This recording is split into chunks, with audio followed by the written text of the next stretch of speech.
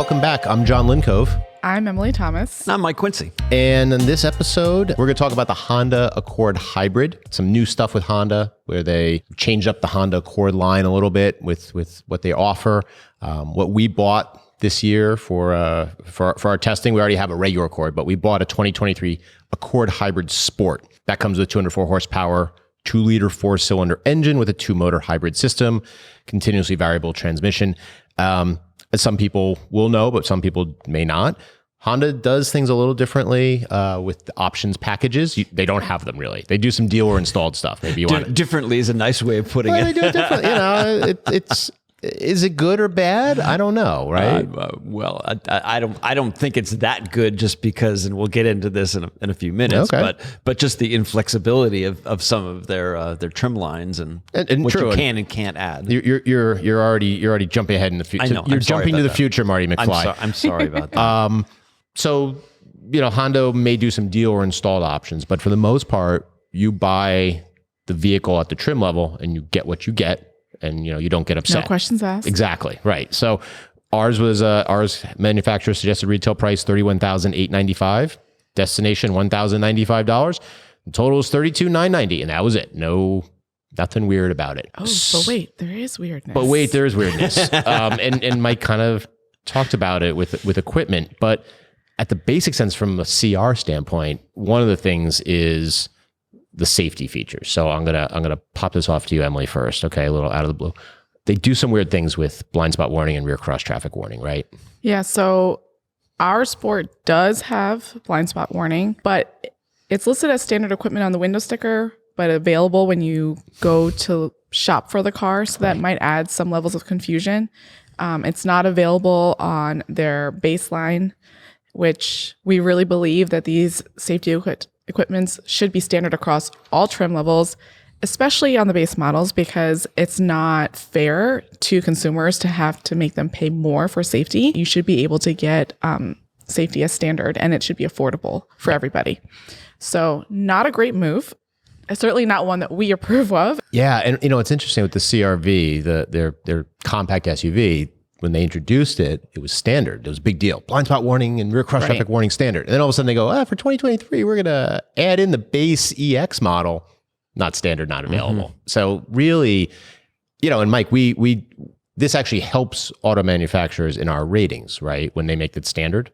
Well, it has to be standard on all trim lines to get a CR recommendation, because as Emily says, I mean, you get points, get extra points in the overall score. Yes. Correct. Right. But Emily's right. If you can't afford a top level trim, you still should be able to get all of the safety features. Right. So yeah, and I will give them credit for, on the rear seat safety side, we do our own evaluation of what safety features are available for rear occupants. They have added things like a rear belt minder, a rear seat reminder, a rear occupant alert, really to kind of give you that audible and visual reminder at the end of the trip that, you should check your back seat, make sure you've gotten everybody out of the car. They do have advanced restraint features in the back seat for the rear outboard passengers, like advanced seat belts, side torso airbags. So they are doing some of the things that we are asking for. Sure. And again, though, it would be great if all of those things, including blind spot and including rear cross traffic warning, were available as standard equipment. And they're not the only one. Subaru does this too. Right. The number of their vehicles either not available or not. So anyway, the other weirdness that we were talking about is there's no more separate hybrid. It used to be that you would have the Accord Hybrid and you would have the Accord, and never should twain meet, and they had their own powertrains and they looked the same, but they were different lines.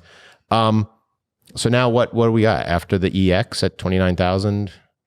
We hop up to the Sport Hybrid. Right. I mean, that's just the next level in the trim sequence for the new Accord. And in like the previous model, if you wanted a top of the line Accord, you got the Touring, and you could get it with the hybrid powertrain, or you could get it without the hybrid powertrain. In other words, it was your choice.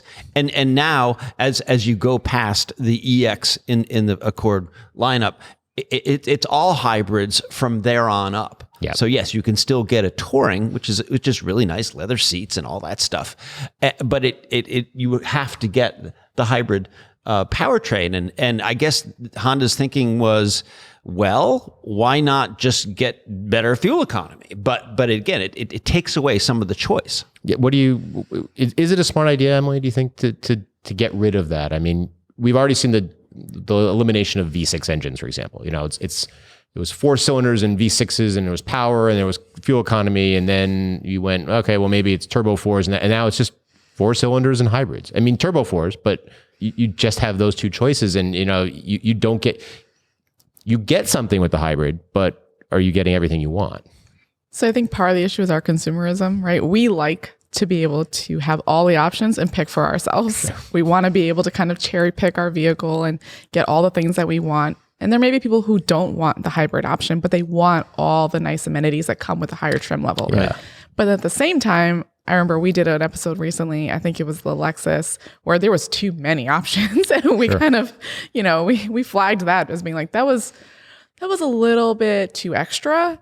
And so in one way, it's like they streamlined it here. Honda, they really boiled it down and they've limited your options. The question is it too much of a limitation? For somebody who's trying to buy a car, maybe this is like your first time buying, maybe having the fewer options is a good thing because it kind of like, you don't feel overwhelmed by all the choices and what's available to you.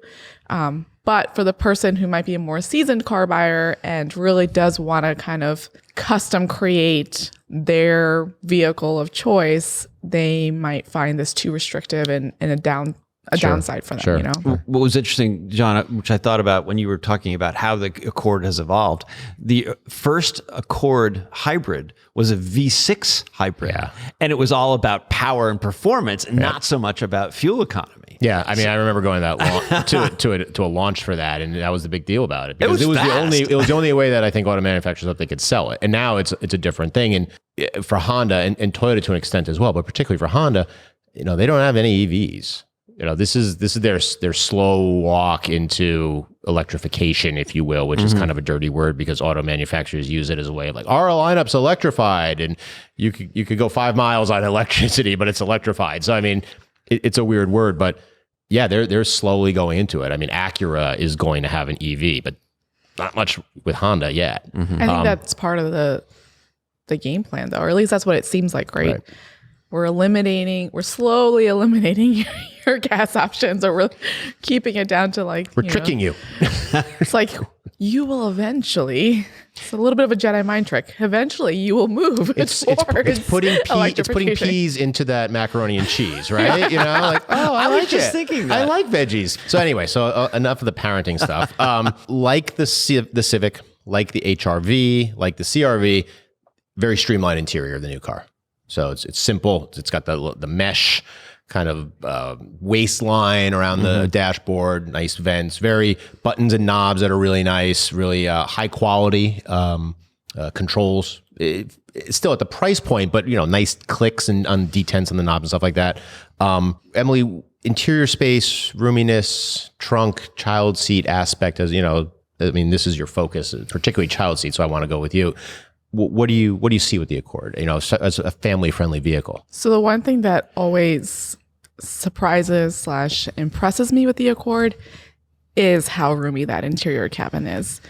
So I have 2 boys, one in a rear-facing convertible, which they're not tiny, right? And my oldest is now in a high-back booster. So we were at a point where we had 2 convertibles in the car, one rear facing, one forward facing. And I always find that in the Accord, I can do that pretty comfortably with my family. So it's plenty of space. It feels so much larger inside than when you look at it from the outside.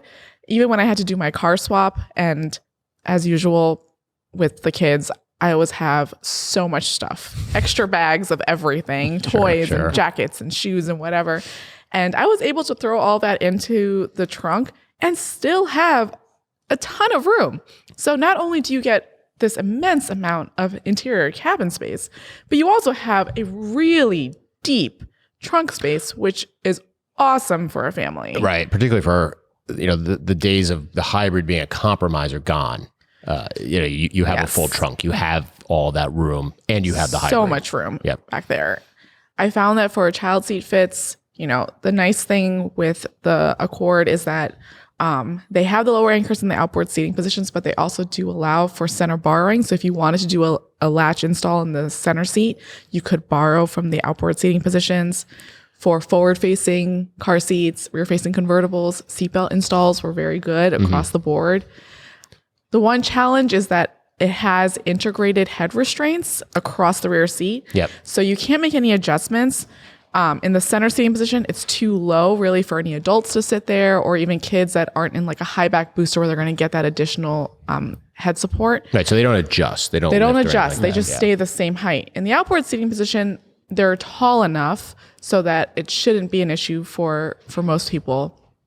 However, because they're integrated, I couldn't use Micah's high back booster. I had to take the back off because it caused an interference where his booster is now getting pushed forward. It's creating a gap.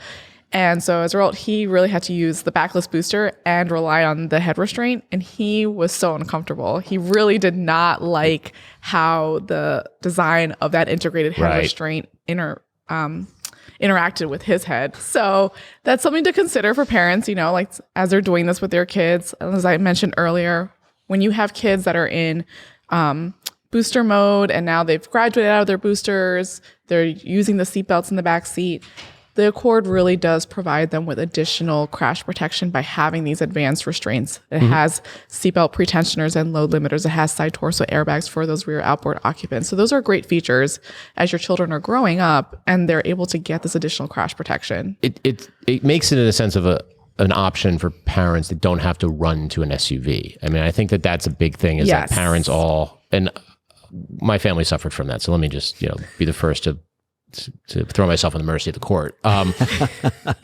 You can go with a sedan and you have all the safety and the room. And I think that also, yes, it's a little bit of a drop down to put children in, but it's still pretty easy. And, particularly the price of SUVs, if you don't need all-wheel drive, because one of the things the Honda Accord doesn't offer, unlike some of its competitors, Mike, is all-wheel drive, right? Right. And that can be a real sticking point. If certainly people in the Northeast, where they're always looking for all-wheel drive, but I mean, I'm kind of with you in that I don't think all-wheel drive is as essential as people think it is, just because in most cases the roads are cleared before the schools reopen. Well, or the schools just close, people.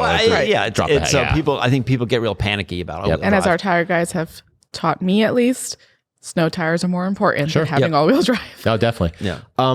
So, Mike, first of all, how is this not like past Accords? But also, is it the Accord of yore was look, we talked about Honda in other podcasts and online in the sense of powertrain company, great engines, incredible transmissions. I mean, I think back to all of their manual transmissions have even to today, to the Civic Si or what.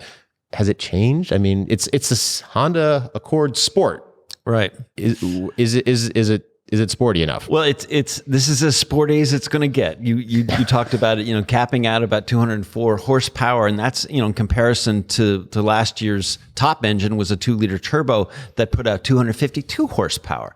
Now we haven't done our 0 to 60 acceleration runs on it yet, so we really can't say it's not as good as the top one. But clearly Honda is saying perhaps fuel economy is a bit more important than a 0 to 60 sprint, and that's just the way it's going to go. It doesn't feel deficient in the sense because of the hybrid integration, though, right? No. I mean, I think compared to the non-hybrid that we're also in the midst of testing right now, I think the hybrid powertrain is really nice. It has a real seamless integration. There's a little boost when you need it. Yeah. And I mean, we're anticipating the fuel economy definitely being better than the non-hybrid model, because that's the whole point of of having it, I suppose. Right. I just wish it was less noisy. Yeah, exactly. That was my one real complaint. I could deal with the driving. The driving I thought was great, but I wish it was less noisy. It felt too loud in the cabin. From what aspect? Because Hondas have always had that reputation, or at least within these walls. But in general, the little noisier, a little, you hear the road, you hear the wind. But making increments, I think, over but they time. have been, right. They certainly have been. Every time we test one, it's like, it's a little quieter. So where did you feel? I felt I got a lot of road noise. Yeah.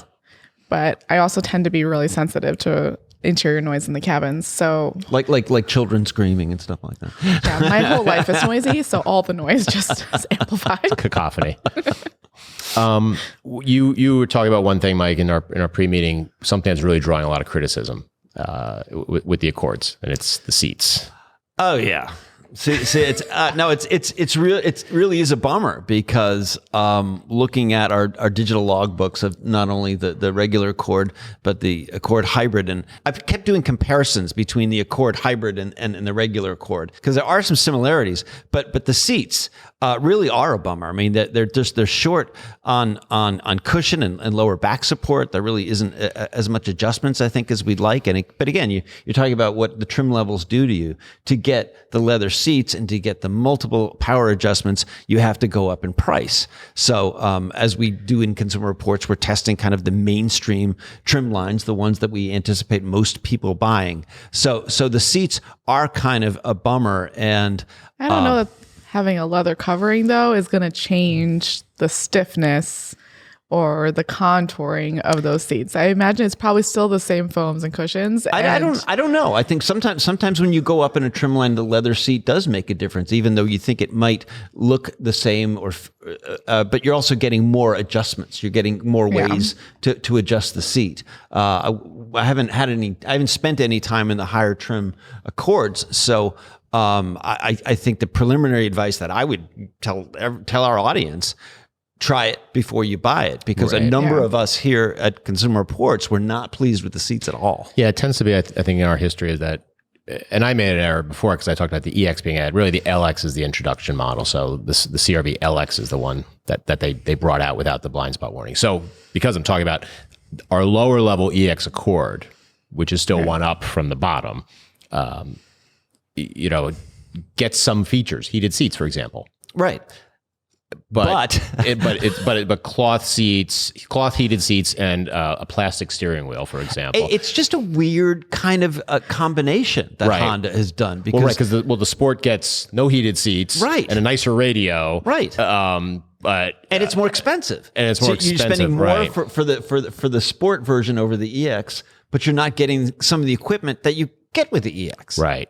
And just because it's an entry, and it's odd because it's an entry level hybrid, though it's the third one up in the hierarchy. So that's a strange thing, you know. Yeah, I think my advice to anybody who wants to buy the Accord is look very carefully at what's included in your trim line. Right. Because especially since there's no option packages, you might not realize that like you have to pay attention to like all the standard listings right under each trim line to kind of determine. Usually most OEMs, what they do is like, oh, okay, this is the next trim up. So it's everything that you have in the lower trim, plus a few more options baked in. This is, you may or may not have what's in the lower trim. It's a surprise. Go read the fine print, right? And so definitely, if you're looking to buy this car, you need to pay close attention to make sure that you're actually getting what you want. Yeah. You might be getting some things you don't want, but there's really no way around it either. I was playing around with the Honda configurator, and what I like about our Sport Hybrid, I think the styling is really nice. I think the wheels look good compared to the EX. Right. But then I was like, well, if I was going to buy one, I want heated seats. So I went up to the Sport with leather. Which gets you heated leather seats, but it gets these black wheels, and I don't think they look as good. So I'm like, this is such a bummer. I mean, it just not coming together. I like to go on configurators for car manufacturers and kind of do a fantasy car. Sure. Do this and this and this, and there's always something in the Accord line that's coming up short for me. So we bought it and we decide on the trims, but what is it to drive? I mean, that's visibility wise, Emily, what do you think? Comfort on the road, just using it. Yeah, so I took it home for the night and I was definitely comfortable driving it. It had good visibility for me, especially since I am shorter. I found that I was able to get a good driving position. That tends to be the thing I'm harping on a lot lately because I hate having to drive with like the tip of my, big toe. Sure. Because I can't quite reach everything. So I did feel like this had enough adjustment. I can see over the dash. I can have a really good view out the rear window. So overall, it was comfortable for me. And I wouldn't mind driving it except for the noise. Right. That's the part that sticks for me. But if that was fine, then the rest of it would be a total go for me. I mean, I took it on a long trip, multiple 300-400 miles in it, and it's an appliance. It kind of for me has fallen down to the appliance level, whereas in the past the Accord had that sportiness. It was different. It was maybe it didn't go the direction of a Ford Fusion of like we're sporty with its drawbacks, but it just did the job fine. But there was nothing to it that had any excitement, any verve, anything that made me say, "Whoa, this is a sporty car." It drove. I could see out of it. I could sit in it. I could reach the touchscreen. I could go through the controls. And I like the fact that the touchscreen is a little better. Yes. They have a rail, so to speak. So, you have things that are accessible as you could jump in and out pretty quickly. That's a smart thing. But I don't know. I mean, it worked, which is great. But, if you covered up the H, it's just any car. It's a rental car. It would be fine. I totally get what you're saying. Like the steering has some feedback, but it really isn't that engaging. It's sort of well weighted, but it doesn't like set you on fire. The handling is fine, but it's not. It's not super memorable. Is it like Goldilocks? It sounds like a Goldilocks car right now. But Honda, after all these years, probably knows their audience, and they're shooting right for the mainstream, and I think they've hit the mainstream. Yeah, I mean, look, it's a dying segment in the sense the sedans are going away more and more. I mean, to see a redesigned sedan come out, that's a huge investment. So, like we talked about, we have an EX. We have the Sport Hybrid. They are in testing, so we'll have our information out there. So check out consumerreports.org is the advice right now if you're considering it. So we're going to pivot now to our question and answer part of the show. As always, we love you to send us your 30-second video clips or the text questions to talkingcars@icloud.com. That's talkingcars@icloud.com. Our first question is a video question. Nathaniel from Mississippi has one about window tint. My name is Nathaniel, and I live in Flowood, Mississippi, where it gets hot. I own a 2022 Honda Civic hatchback and want to get my windows tinted. I want to know if you know which tint would be best. Tint without ceramic or tint with ceramic. Look forward to your answer. Thank you. All right, so maybe not as hot, warm, sunny here in Connecticut as it is in Mississippi, but we do have some information. Mike, you talked to one of the mechanics on our staff, one of the shop managers, Mike Crossan, who's appeared on this show. You can see past episodes with him in it. What did he have to say? Oh, Mike gave some really great tips about window tinting. In general, ceramic is like the best option 99% of the time. It's going to block a lot higher percentage of the UV lights. It's going to help to slow the fade of an interior, and it's going to be more expensive. I mean, that's kind of the way it goes, but it's 100% worth the cost because it's just a matter of material. It's the same amount of labor to put it in as the other one. And just a reminder to all people watching our podcast, every state has different laws regarding the amount of tint that you can put on your windows, and there isn't a state in the United States that allows you to like tint out the front part of your window, for example. And just keep in mind how much you're driving at night, because the darker your windows are, probably the harder it is to see. But that's neither here nor there. But I mean, I think if you've lived in a place like Mississippi or Florida or someplace that gets really hot, Arizona, a good sturdy window tinting probably wouldn't be a bad idea. Not only to keep your interior a little bit cooler, but also to slow the amount of fade that you might get. So it's really with ceramic, it's the UVA and the UVB rays that it's blocking. Correct. So what we protect ourselves against with sunscreen and such, but also it is keeping more heat out of the car, and that's kind of a big thing. Maybe not so much of driving, so you have the glare and such you're worried about it, but just the buildup of heat over the day. So if you have one of those silver screens maybe that you put up in the window, and then you have the ceramic tint, that's going to really help out, right? With keeping the interior cool. And we've talked about, I mean, Emily, just this kind of haven't even touched it before, but we do talk about how quickly cars heat up during the day, right? I mean, we've done some evaluations on that.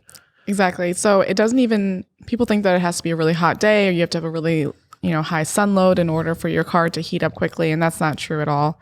Just because of the way that the sunlight is coming, even on a cloudy day, into your windows and reflecting off of the interior surfaces, it creates that greenhouse effect. So your car can heat up very quickly over the matter of an hour.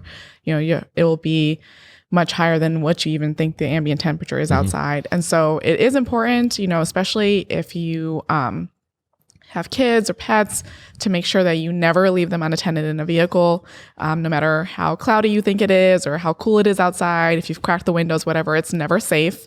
And also, if you have car seats and things like that in the vehicle, just to be careful when you're bringing your child into the car afterwards, because those buckles, those metal pieces, they can get really hot. So a lot of times what I would do with my own kids is I would just throw a blanket over the car seat, when we weren't using it, like when we exit the vehicle after I take the kids out, I would put a blanket or something to cover the buckles and such so that they don't get quite so hot. And it did help a little bit. And just, be careful when you're putting them in. Yeah, well, definitely a lot of good information. We have a lot more on how a car heats up on consumerreports.org. And Mike, thanks for all the information on window tint. Hopefully Nathaniel can use that. The second question that we have is from Cole. And Cole asks, why is it that all cars are not subject to all the crash test categories? I was looking at the Jeep Gladiator, and there's little to no information on how it performs in anything but a front impact crash. This becomes a factor in me choosing not to buy it. Is this a deceitful practice by the automaker, or are there other reasons why some cars are not subject to every test? Emily, I think you reached out to the testing evaluation bodies. I did. So important things to know, every vehicle, right, in order to be sold in the U.S. has to meet the regulatory crash testing. So you have... From the federal government? From the federal government. Okay. So the National Highway Traffic Safety Administration, they conduct all of the federal regulatory testing. And they do have side impact tests that every vehicle has to go through. However, there are exceptions. So it's not so much a deceitful practice as much as there are exceptions built into the regulation. So for instance, if you have really heavy duty trucks, right, they exceed a certain weight limit, and so they would be exempt from certain tests. In the case of the Gladiator, baked into the regulation is language that says vehicles which have no doors or exclusively have doors that are designed to be easily attached or removed so that the vehicle can be operated without doors, which sounds a lot like the Gladiator, Sure. Right? They would be exempt from FMVSS 213 or the Federal Motor Vehicle Safety Standard 214, which is side impact protection. So it doesn't have to go through that regulatory test. Now, NHTSA also does the new car assessment program, or the NCAP program, which is like the 5-star ratings that you would see on the window sticker or you would see in the advertisements.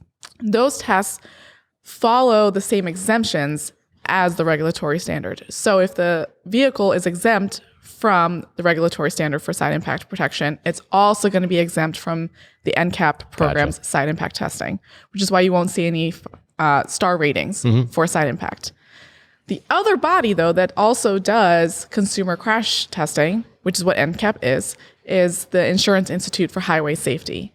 Now, they don't have exemptions for the Gladiator for side impact testing. However, when the Gladiator came out, they believed that it was structurally similar to the Wrangler. And so they would be able to carry over the Wrangler's side impact testing over to the Gladiator. However, they've determined that that's not the case. And so it's in queue to be tested to their side impact program. However, they don't have a timeline yet for us. Well, and they buy the vehicles to test it, right? So they buy the vehicles. They do allow for some manufacturers to do their own verification testing, et cetera, but it just hasn't been done yet. It's important to understand that, it's not uncommon for, if you have two vehicles that are essentially the same structurally, their crash performance will be the same. And so it's not uncommon for them to carry over ratings from another sister model or something like that. We do that even in our car seat evaluations here at CR. If you have two car seat models that have the same structure, they're not going to have different crash performance. So we will carry that rating over. But in this case, unfortunately for the Gladiator, it doesn't share the same structure as the Wrangler. And so it's still waiting to be tested. Right. But it's not anything that Jeep is doing to avoid sharing information. They're not skirting any regulations. It's actually that having removable doors is an issue. Right. Not an issue, is an issue in the decision to not test it. Exactly. And some vehicle categories aren't tested at all. Like Right. 2500 series trucks are not. Right. crash tested. Right. And you won't see a lot of really expensive vehicles tested by IHS because they're putting their money where it has the most impact, so to Exactly. speak. Sorry, bad pun, not intended. But, more mainstream vehicles. Exactly. But I do think it is important, personally, I think that Cole made the right choice. I would want to know before I purchase a vehicle, Certainly. whether or not, it performs well in those scenarios, because I say this all the time. You don't get to choose your crash. And so only knowing that, it does great in frontals, but not really sure how I'm going to fare out in these side impact crashes is not the best scenario. No, it's interesting information. I've learned a lot on this thing, so thank you very much. But that'll do it for this episode. But as always, send us your 30-second videos or text questions to talkingcars@icloud.com. This episode was produced by Dave Abrams and shot by Andrew Belize and Anatoly Shumsky. Thanks for watching, and we'll see you next time.